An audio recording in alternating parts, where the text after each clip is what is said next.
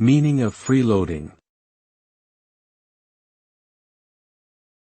Freeloading. Freeloading. Freeloading. Freeloading.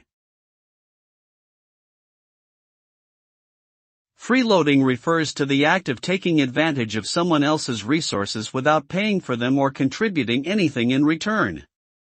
This behavior is often viewed as selfish and disrespectful, as it involves benefiting from the efforts of others without reciprocating with any effort of one's own. Freeloaders may include people who constantly avoid paying their fair share of expenses or those who expect to receive goods or services for free instead of paying for them like everyone else.